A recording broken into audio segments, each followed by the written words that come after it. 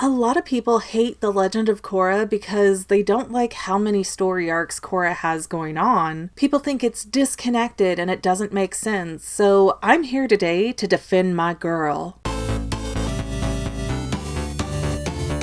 Hey guys, welcome back to the Fangirl. I'm Megan, and let's give Korra some love today. First though, I do want to put it out there, I keep seeing a lot of comments of people going, hey, when's the next part of your Harry Potter series coming out? And I did move that over to the Fanily channel, and I've got almost the whole book, if not the whole book by this point, out and released. And I will make sure to link that in the description below in case you're interested. Also in the description, I have a link to sign up for my 100% free newsletter. Over and over again, I hear from people that they were unsubscribed from my channel and they didn't want to be, or they stopped getting notifications about videos I posted, so they're literally just finding out that I've posted hundreds of videos since they were last informed about my existence. So because YouTube seems to hate me, I'm trying to negate that a little bit by forming a newsletter that'll be once a month or so, and I'm gonna let people know, what I've been working on. Then that'll come straight to your inbox with links included, so you don't have to go hunting and searching or forgetting about me.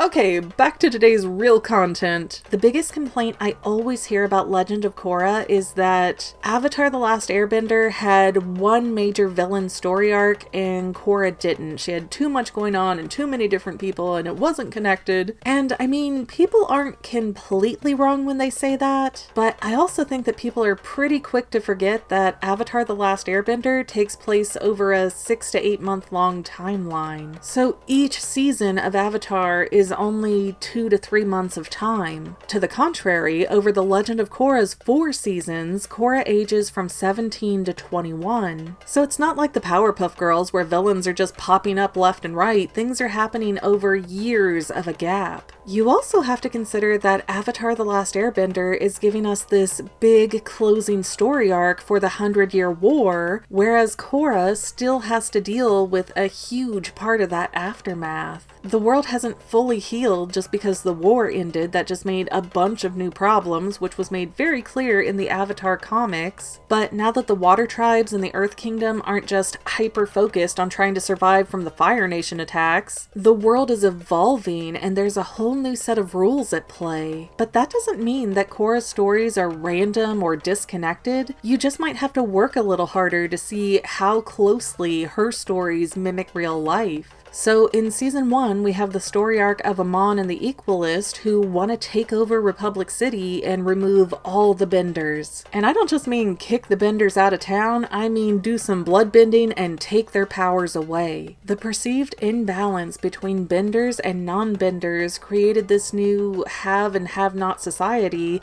where bending was the currency. So then we have Amon and the Equalist as the have-nots who are rising up and want to take away everybody's bending, all because they wanted to make the message very clear that bending would not be tolerated in Republic City any longer. And because Amon was a liar, really he was a bender, but he was a bender who could blood bend, which is scary, and that gave Amon the ability to be able to take people's bending away permanently. And really there's been some debate about this, but I tend to take the stance that the Equalists represent a very extremist sect of communism. They want everybody on a perfectly level playing field, and anybody who sticks up is the nail that's going to get hammered down. Except again, whereas normal communism would want to achieve this financially, the Equalists want to achieve this through bending currency. So since you can't take a non-bender and turn them into a bender, the goal was to just take all the benders, all the special different people, and force them to be the same as the non-benders. But Amon gets defeated and outed as a fraud,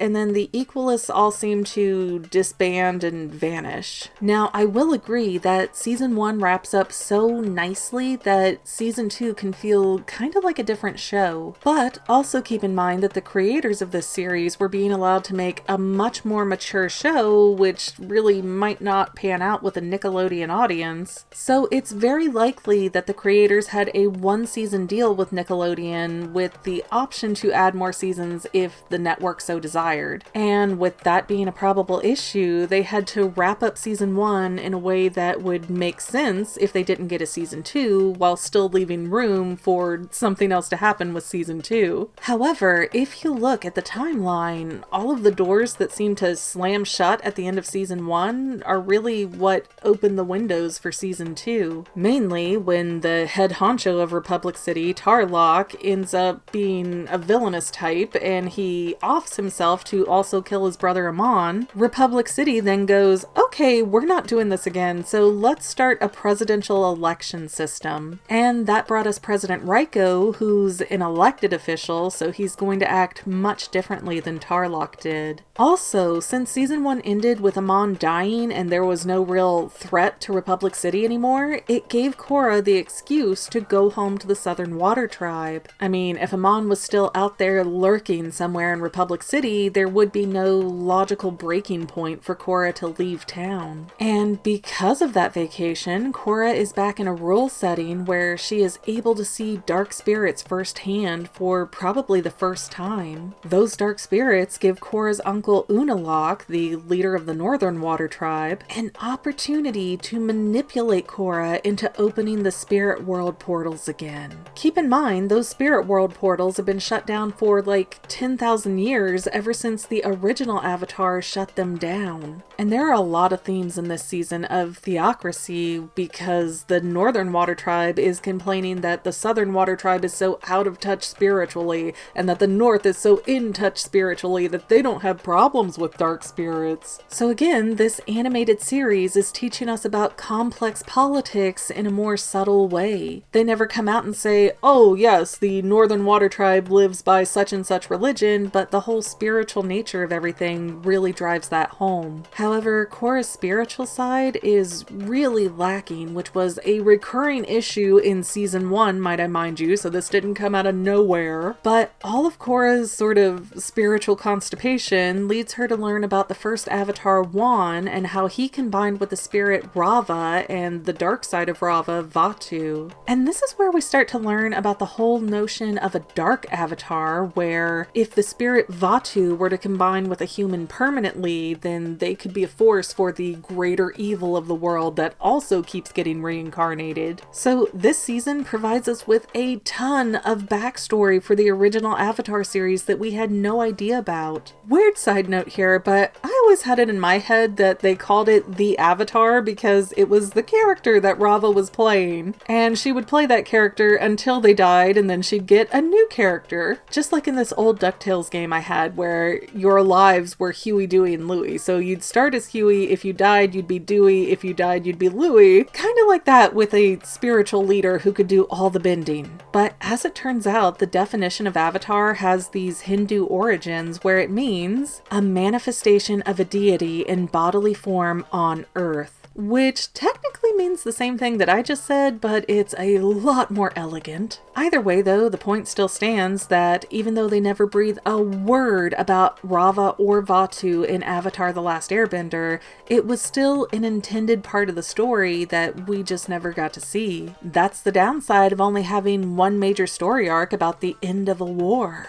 Also, much like the second season of Avatar the Last Airbender, the second season of Legend of Korra gives us a ton of new, fantastic, fun characters. And they really add a lot of flavor to the show, like Varric, this loud, eccentric, extremely rich non-bender who always has a ton of ideas. Then we get Tenzin's siblings, Kaya and Bumi, who both really add these rich interactions and character arcs to the show. Sadly though, some Avatar fans hate Bumi and Kaya because they kind of expose the darker side of Aang. Turns out, Aang was not the best papa to his non-airbending children. Personally though, I like that touch because it's very realistic. I think it really humanizes Aang as someone who tried his best at everything, but he had so much on his plate that there was no way to balance it all. I mean, of course, Aang loved all of his children, but he also had to produce the next generation of airbenders, which was just Class of One Tenzin. And keep in mind that teaching bending was never a responsibility that was supposed to go on the Avatar's plate to begin with. it was never fathomed that all the other airbenders would be wiped out and it would be up to the last airbending avatar to teach everyone everything. Or, again, in this case, just good old class of one Tenzin. So really, something has to give when you're carrying the weight of your world, the spirit world, trying to make the next generation of airbending masters, and be a devoted family man. But I already went in depth on Aang's parenting months ago, so I won't keep prattling on about it here. Anyways, all of this spirit world portal stuff leads us to harmonic convergence. And when Unalaq is thwarted, it gives us, again, another good stopping point in the story in case season 2 is all we ever get. You don't want a ton of loose ends out there in case season 3 doesn't get to happen. But we did get a season 3, and we're shown very quickly that because of harmonic convergence, the world gets rebalanced, and so new airbenders just appear from nowhere. I mean, I guess harmonic convergence could have actually made new benders in every nation, and maybe it did, but the series only seemed to notice the new airbenders that sprung up out of the ground. And because of those new benders appearing, the Red Lotus is able to resurrect itself as their leader Zahir suddenly has airbending in his arsenal. And just a quick refresher for anybody who is totally lost here, where the White Lotus is out to protect the Avatar, the Red Lotus wants it removed from existence. Now, if you didn't binge the series back to back, you may kind of feel like this story arc is coming out of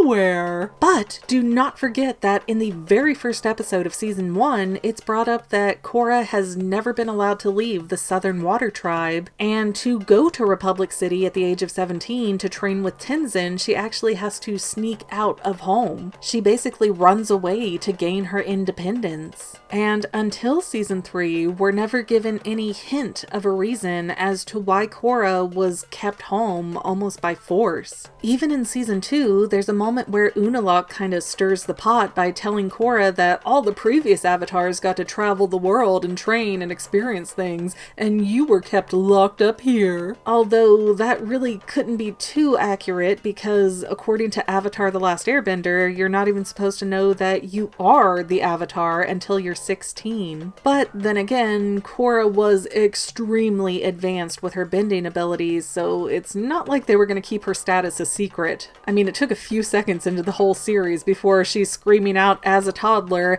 "I'm the Avatar and you gotta deal with it!" Which, that soundbite used to be what happened on my phone when somebody sent me a text. It was really fun in certain very serious settings. However, even though we get no real explanation as to why Korra was kept in the Southern Water Tribe for so long, season 3 finally goes back and fills in that gap by telling us that Zahir and the Red Lotus tried to kidnap and kill Korra as a toddler. And so that's why she was kept under a much tighter lock and key than the previous avatars. So see, season 1 and 2 stuff is still present and making the action happen for season 3. Not disconnected at all. And don't forget, Korra being almost trapped in the Southern Water Tribe was taking place in episode 1 of the series, so there was always room for this story of season 3 to blossom. We just had to get there. To the contrary though, in Avatar the Last Airbender, we have suddenly in season 3, "Oh, Zuko, by the way, you're the great-grandson of Avatar Roku." And it's just really thrown in there with no lead up or no proper clues because, maybe Zuko just had a heart or a conscience or a brain, and that's why he was conflicted about harming the Avatar. It wasn't that, "Oh, I'm kind of half Avatar and half Fire Lord Sozin, so I'm torn in different directions mentally and spiritually."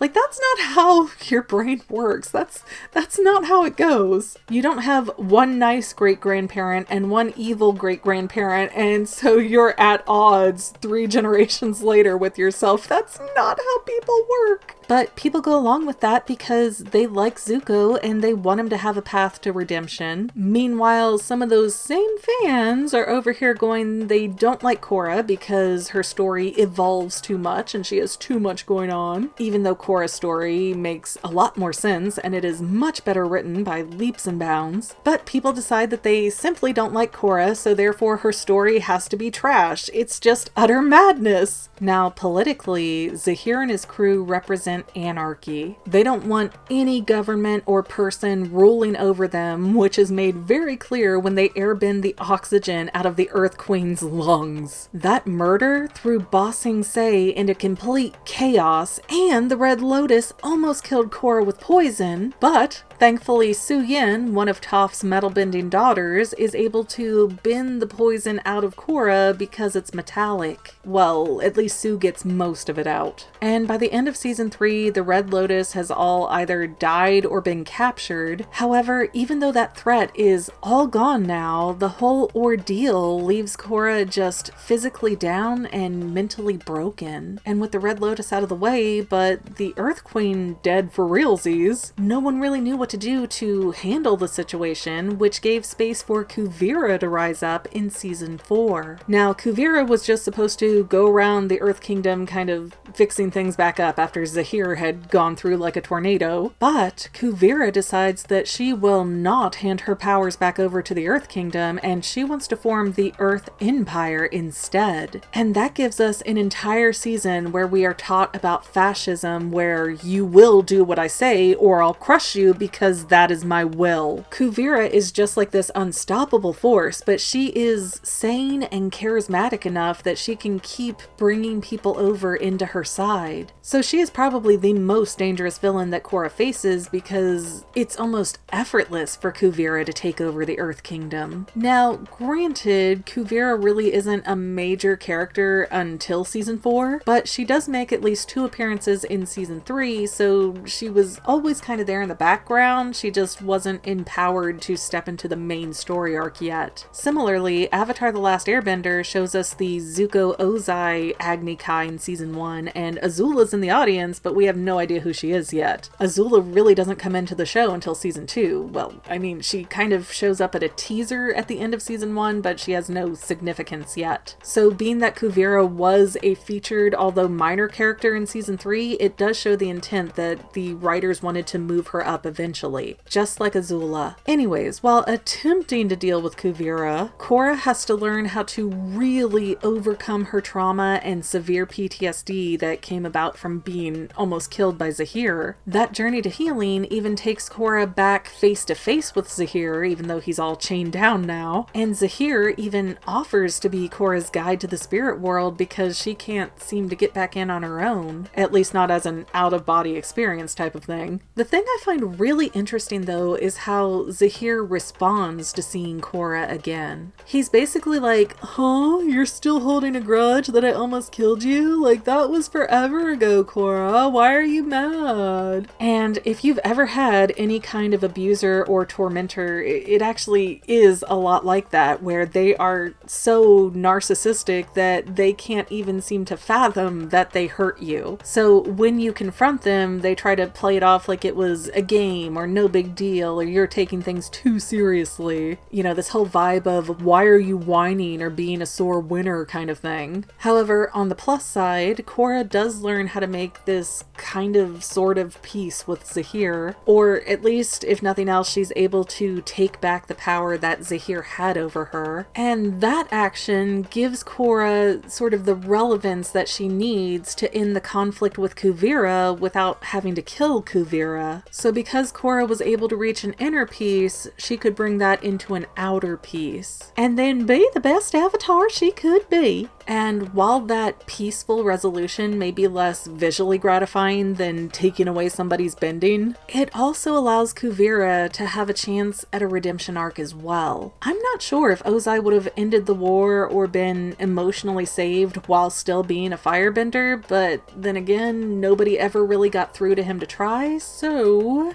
yeah, I'm just gonna say it.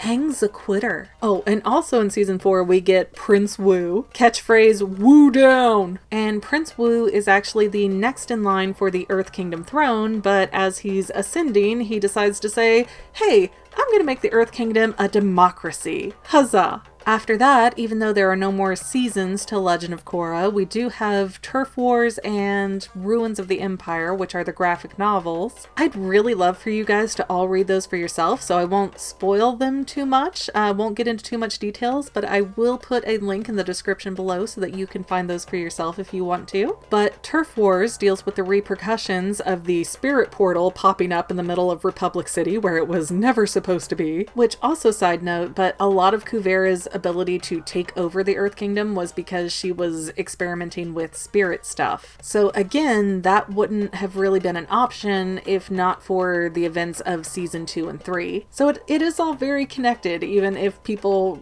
are blatantly refusing to see it. And then Ruins of the Empire shows us that Kuvera does indeed get her chance at a redemption arc, while Prince Wu is trying to force democracy onto the Earth Kingdom whether they want it or not. Both comics flow really well with what the series was doing, however, nothing is answered for the two questions I want to know the most. One, is Korra gonna be the last Avatar now? And two, will she ever be able to reconnect with her past lives that Zahir tore away from her? Who knows, maybe we'll get more comics and those will answer more questions, but as of 2020, I am just salty that we have no official answers there. Overall though, I love The Legend of Korra because it reminds us that there's no such thing as a happy ending because nothing ever ends. When you defeat one problem, a new one starts to rise up. And there is no plateauing in life where everything is just perfect and boring and normal forever. There's always rocky roads somewhere. And especially in politics, there is always going to be somebody new vying for power or trying to cheat the system. So, just because The Legend of Korra uses more subtle connections than Aang's short little one summer long story arc, it doesn't mean that Korra's connections aren't there. I might be overthinking it, but that is literally my job and I love it. That is the end of this essay. Alright, new blue snowball. And you were kept locked up in the Southern Water Tribe, tisk tisk. He's basically like, huh? You're still upset that I tried to kill you? Why are you holding grudges, Korra? Don't be mad. And don't forget that Korra being kind of trapped in the Southern Water Tribe for so long is present in the first episode of the series. So you get to go, on today's binge, I learned about communism, theocracy, but all of Korra's sort of spiritual constipation. And when Unalaq is thwart, there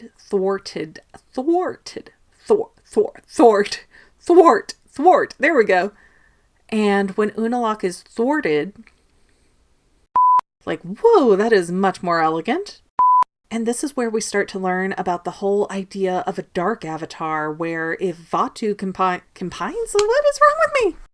Shoot, I am so worn out. I totally forgot to change and take the Harry Potter book off the set here. Oh, I meant to put up my Naga plushie. Apparently my brain doesn't work while I'm distracted waiting for the election results to come in. Whew.